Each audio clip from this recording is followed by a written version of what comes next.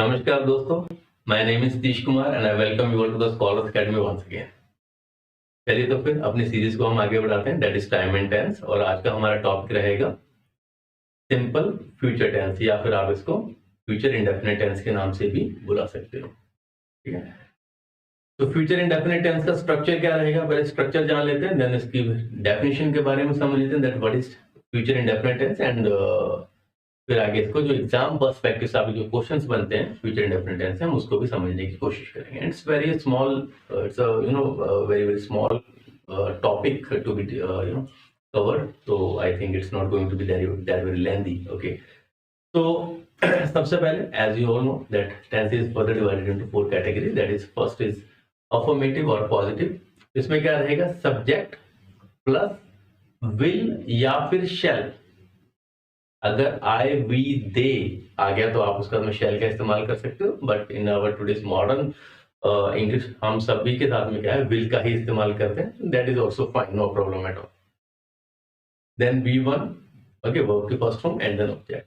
और अगर नेगेटिव है देन सब्जेक्ट, तो विल शैल हेल्पिंग वर्ब है, ओके, it will come just before the negative sign, that is not, और उसके बाद V1 देन ऑब्जेक्ट। इंटरोगेटिव में आपको पता ही है, जो हेल्पिंग वर्ब है वो सब्जेक्ट के साथ में इंटरचेंज हो जाता है। ओके, तो विल शैल साइड पर आगे बाहर में, then after that subject V1 then object and at last question mark. And you all know that, okay, interrogative जो सेंटेंसेस हैं those are also made with the help of WH family. Okay, WH family you have understood so many times, like what, where, who, whose, whom type of जो words रहते हैं WH के साथ में जो start होते हैं, that is known as WH family. Okay, चलिए, first of all you should understand what is the meaning of future. Future means any action which is going to occur or going to take place in our coming time. जो आने वाले समय में कुछ घटित होने वाला है उसको आप बोलते हो फ्यूचर। That's it. Okay, तो वहीं से हमारा जो टॉपिक निकल कर आता है future indefinite tense. Okay, future indefinite tense is used to talk about an action or activity which is going to occur at a certain time in future. Okay, तो हमें कैसे पता चलेगा जब हम सेंटेंस में लिखेंगे कि कोई चीज जो है वो फ्यूचर के बारे में बात कर रहे हैं, तो आपको पता है that is known as will और शैल। विल और शैल दोनों की हेल्प से आपको उसके बारे में पता चल जाता है। इसके अलावा कुछ फ्यूचर एक्सप्रेसिंग वर्ड्स होते हैं, फॉर एग्जांपल टुमारो, जैसे हमने पास्ट के टाइम पे समझा था, उसके अंदर में येस्टरडे वगैरह जो थे वो पास्ट एक्सप्रेसिंग वर्ड्स थे। सिमिलरली आपके कुछ फ्यूचर एक्सप्रेसिंग वर्ड्स होते हैं, जैसे next week, next day, next month, next quarter, next year, next whatever. Okay, तो इन फ्यूचर के जब हम बात करते हैं तो ये आपके सामने कुछ वर्ड्स रहेंगे which denotes about the time और action to be happen in the future. कुछ सेंटेंसेस देख लेते हैं। इसमें हम वही है, हम ऑर्थोडॉक्स वे नहीं यूज करेंगे कि लास्ट में गा है, गी है, समथिंग गा गी कुछ लगा होगा तो हम करेंगे। We are not going to do that at all. Okay, you just have to understand, okay, we are going to think about future and you have to just use the structure, that's it. Okay, I will call you tomorrow evening. मैं कल तुम्हें call करूंगा, कल शाम को तुम्हें call करूंगा। ठीक है, सिंपल। तो I सब्जेक्ट, ओके, इसका नाम विल, आप चाहो तो शैल का इस्तेमाल कर सकते हो, there is no problem at all. Okay, then after that call, it's a V1 and then after that object. Alright, she will get married next month. ठीक है, तो यहाँ पर ये मत सोचिएगा अरे सर ये तो मैरिड आ गया यहाँ पर, ये दिस इज सेकंड फॉर्म, ऐसा नहीं है। गेट मैरिड अपने आप में एक सिंगल वर्ब है। Okay, so she will get married next month. Okay, we will go to watch a movie on coming Sunday. We subject, will helping verb, go V1। Okay, that is the structure, और ये इसके बारे में बता रहा है कि हम फ्यूचर के बारे में बात कर रहे हैं। हम कमिंग संडे में क्या करेंगे, हम मूवी देखने जाएंगे। तो evening, next month, Sunday, tonight, in future, ये सारे के सारे क्या है, ये सारे के सारे वर्ड्स हैं जो आपको बताते हैं कि हम फ्यूचर के बारे में बात कर रहे हैं। तो या तो आप फ्यूचर डिनोटिंग वर्ड्स के साथ पहचान सकते हो या फिर आप विल शैल के साथ में पहचान सकते हो। Very easy, no problem at all. इसके अलावा कई बार क्या होता है जब हम स्पीकिंग की भाषा में बात करते हैं, स्पोकन लैंग्वेज के अंदर बात करते हैं, तो हमें पर्टिकुलर डेज के बारे में या टाइम पीरियड के बारे में मेंशन करने की जरूरत नहीं होती है, because some situations are already understood. For example she will come, okay, अगर हमें पता है कि आज आएगी वो, तो it is the situation which is known to us. We are familiar with this situation and we are aware about it that she is going to come today. Okay, तो हम सीधा बोल देते हैं शी विल कम। हम बोलना चाहते हैं शी विल कम टुडे भी बोल सकते हैं, बट जब सिचुएशन क्लियर होती है तो स्पोकन के बोलचाल के अंदर में आप उस पर्टिकुलर वर्ड को आप अवॉइड कर सकते हो, no problem at all. Okay, of course I will join you at the party. For example, if someone invites you at the party and you just say of course, definitely I will enjoy, I just join you at the party. तो I just join, तो ये I will और आई शैल की जो contracted form है that is I. Okay, तो इस type से आप क्या है फ्यूचर इंडेफिनिट टेंस के बारे में बात करते हैं। Now coming to the exam perspective, उससे पहले कुछ सेंटेंसेस देख लेते हैं, चलो भाई, ठीक है। Alright, she will not attend the class today, वो आज क्लास में नहीं आएगी। Okay, she, then it is subject, will obviously, okay, not, it's a negative sentence, okay, then attend is B1. Okay, I'll do the dishes, dishes क्या होता है, बर्तन साफ करना, ठीक है। I'll do the dishes, you can take some rest। हम कई बार बोलते हैं ना कि हाँ घर पे मम्मी आज तुम रेस्ट कर लो भाई, मैं बर्तन मैं मान लूंगी या मान लूंगा, समझ लो, ठीक है जी। तो साफ कर दूंगा तो होता नहीं, साफ कर दूंगी होता है जनरली, तो बॉयज का आपको पता ही है, ठीक है। तो I do the dishes, you can take some rest. Okay, so I do the dishes, ये इतना सेंटेंस है। उसके बाद में you can take some rest, इसके चक्कर में नहीं आना, this is the different variety, आप इसको समझ लीजिए। ओके, तो इसके बारे में भी आप बात नहीं करेंगे। आई ड्राइव द कार, मैं कार ड्राइव करूंगा। They will not help us in problems, वो हमारी सहायता नहीं करेंगे प्रॉब्लम में। होते इंटरोगेटिव के अंदर में will you go to the market, कुछ नहीं है, विल शैल बाहर की तरफ निकाल दिया। ओके, और interrogative with WH family. Okay, where shall I go for picnic with my family.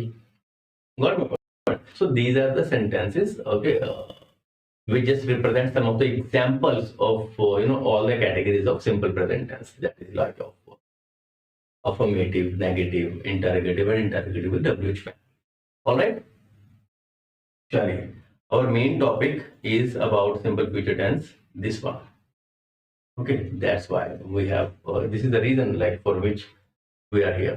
Okay, about future indefinite tense, that is conditional sentences.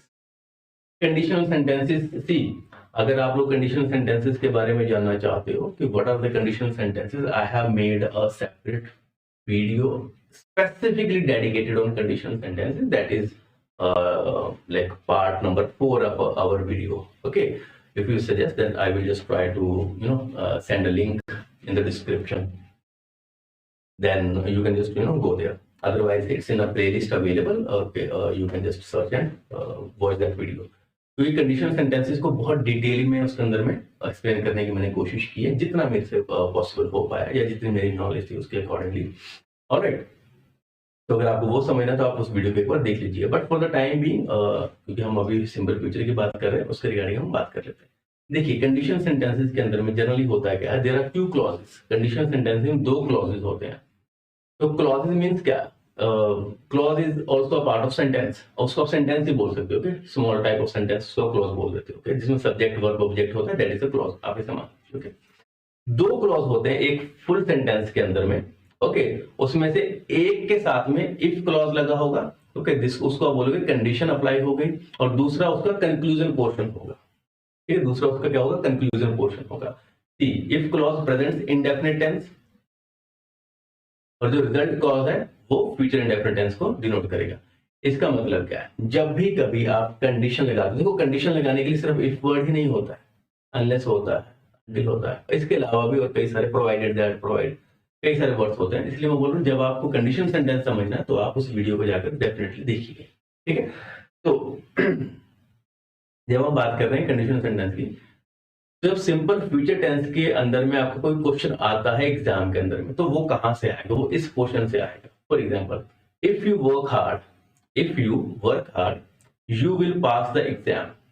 तो इसको आप ऐसे भी लिख सकते थे, ठीक है, if you will work hard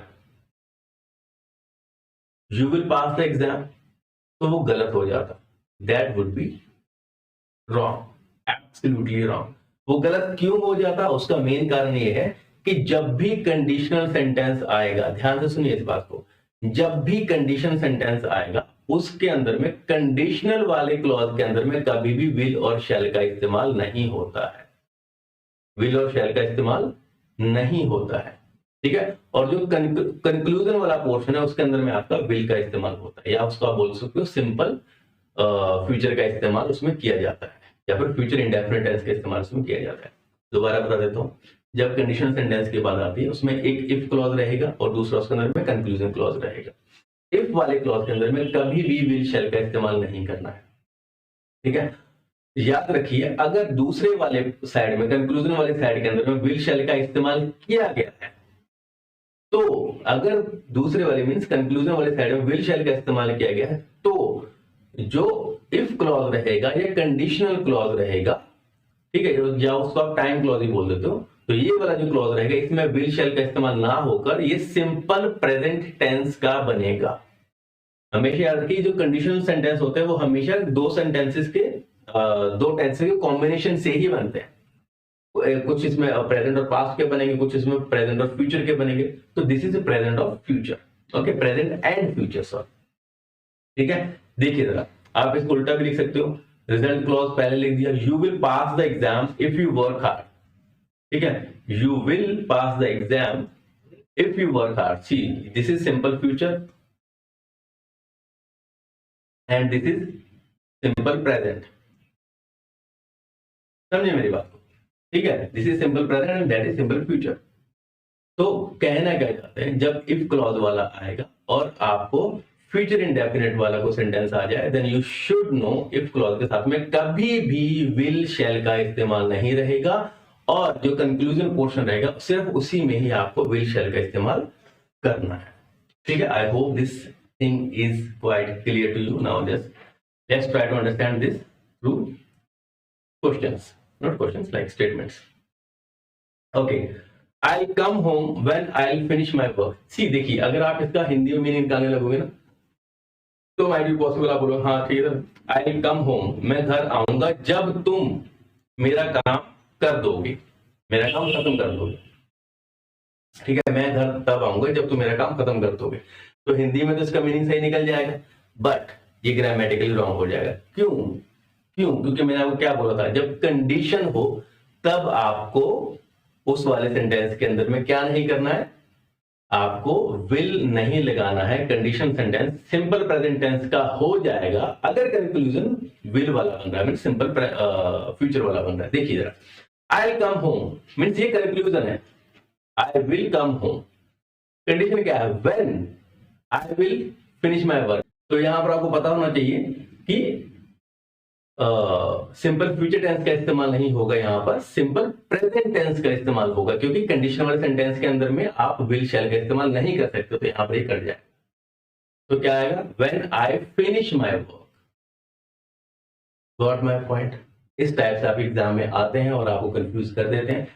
तो आपको पता होना चाहिए कि अगर कंडीशनल वाला हो गया, टाइम टेलिंग वाला हो गया, शर्तें लागू करने वाला कुछ ऐसा पॉइंट बीच में आ जाता है, ओके, ऐसा वर्ड आ जाता है, तो आपको वो वाला सिंपल प्रेजेंट टेंस में रखना है अगर कंक्लूजन पोर्शन फ्यूचर वाला है तो, क्योंकि आप इफ क्लॉज के अंदर में या कंडीशनल क्लॉज के अंदर में विल शैल का इस्तेमाल नहीं कर सकते, ठीक है। नेक्स्ट देखिए, I shall buy a motorcycle when the price comes down. देखो, मैं मोटरसाइकिल खरीदूंगा, ठीक है, when the price comes down, जब price घटेंगे।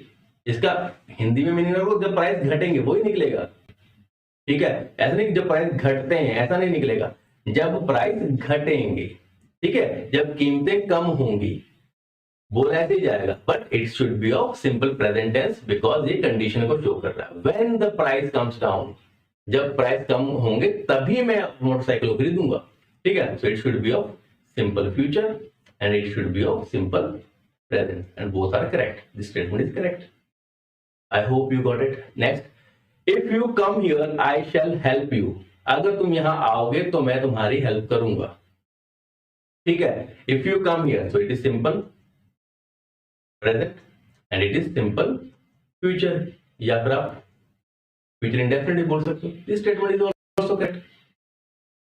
She will come if you call her, वो जरूर आएगी या फिर वो आएगी अगर तुम उसे कॉल करोगे। तो simple present, sorry simple future, और ये कंडीशन वाला, कंडीशन वाले के अंदर तो विल शैल आता नहीं, it is simple present, that's it. Next, when it rains the plants will grow, जब बारिश होगी तो पौधे जो है वो ग्रो करेंगे, ठीक है। So this is how you do the use of simple future tense in exam. तो एग्जाम पर्सपेक्टिव से देखते हैं क्या कुछ आता है। इसके अंदर में एक चीज आपको और देखनी है कि आप इनको वाइस वर्सा भी लिख सकते हो, ऑर्डर का कोई फर्क नहीं पड़ता। ऑर्डर मींस आप पहले कंक्लूजन पोर्शन लिख सकते हो, बाद में आप कंडीशनल पोर्शन लिख सकते हो, या फिर पहले कंडीशनल पोर्शन और बाद में कंक्लूजन पोर्शन लिख सकते हो। This is no problem at all. Okay, कुछ सेंटेंसेस देख लीजिए जरा। If he will take the medicine properly he will be fit soon. देखो इफ ही विल, तो मेरा क्या होता है, जहां पर इफ वाला क्लॉज आ गया तो विल तो आएगा नहीं, खत्म। तो इफ ही टेक्स, क्योंकि ही है और ही अगर आपको सिंपल प्रेजेंट टेंस में बनाना है या प्रेजेंट इंडेफिनिट टेंस बनाना है तो आपको करना क्या यहाँ पर, तो सब्जेक्ट के अकॉर्डिंगली वर्ब को चेंज करना पड़ेगा। ओके, ये आप मेरे पास वीडियो में देख सकते हो। ओके, यहाँ पर आपका आएगा he takes, if he takes the medicine properly he will be fit soon, that's it. Okay, तो यहाँ पर नेक्स्ट स्टेटमेंट इसको करेक्ट सही किया हुआ है, if he takes the medicine, this statement is correct. Next देखिए, I shall inform you when my father will arrive here. Then I shall inform you when my father arrives here. बताइए कौन सा है? Okay, the right statement is this one. क्योंकि when वाले के अंदर में will का इस्तेमाल नहीं होता है। Okay, means जो condition वाला उसमें इस्तेमाल नहीं होता है। Next, your father will punish you if you will misbehave again. देखिए if के साथ में you will आ गया, it should be wrong. यहाँ पर correct यही रहेगा। तो अगर आपको रूल्स पता है, this is what I just want to tell you, अगर आपको रूल्स पता है, आपको फंक्शंस पता है सारे के सारे, ठीक है जी, जो भी आप टेंस पढ़ रहे हो, तो एग्जाम में आपके सामने कुछ भी आ जाए आपको कोई दिक्कत ही नहीं होने वाली, क्योंकि आपके कंसेप्ट्स क्लियर है। If your concepts are clear in your mind about every tense, then you are not going to fail at all and you will definitely cross your exam, that is for sure and this is my guarantee to you। ठीक है, चलिए आगे बढ़ते हैं and let's see if there is something left or not. या okay, so अभी यहां से क्वेश्चन अराइज होता है दैट आप पूछ सकते हो कि सर ये जो कंडीशनल सेंटेंस है आपने बताया ऐसे देखिए कंडीशनल सेंटेंस है, तो उसके अंदर में ये तो कंडीशनल सेंटेंस की क्या टाइप्स होती हैं। देखो कंडीशनल सेंटेंस कई सारे टाइप्स के होते हैं, बट जनरली जो कंडीशनल सेंटेंसेस के बेस पर आपसे क्वेश्चन पूछे जाते हैं उनकी लिस्ट ये वाली है। जहां पर आप देखो if, only if, even if, when, till, until, unless, as soon as long as, in case, provided, provided that, before, after, etc. ये वाले जब आपको दिखाई दे जाए सेंटेंस के अंदर में तो आप समझ जाइए कि यहाँ पर कंडीशन की बात हो रही है या फिर टाइम की बात हो रही है। ठीक है, इन सब का ट्रांसलेशन यहाँ पर मैंने हिंदी में कर रखा है, देख लीजिए। जैसे इफ है तो इफ का मतलब आप केवल या ओनली समझ लीजिए, ओनली इफ भले ही, इवन इफ, ठीक है। तो मीन जो इनकी जितने भी पॉसिबिलिटीज जो इनके मीनिंग हो सकते थे वो यहाँ पर आपके सामने लिखे हुए हैं, ठीक है। तो जब इनमें से कोई भी वर्ड आ जाए तो आप समझ जाइए कि वो सेंटेंस जो है वहां पर कंडीशन की बात हो रही है, और जब कंडीशन की बात हो रही है तो उसमें विल शैल का इस्तेमाल नहीं करना है, ये आपको पता होना चाहिए। चलिए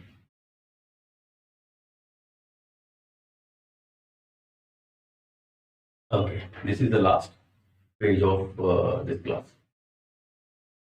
See, you will start crying if you listen to this song.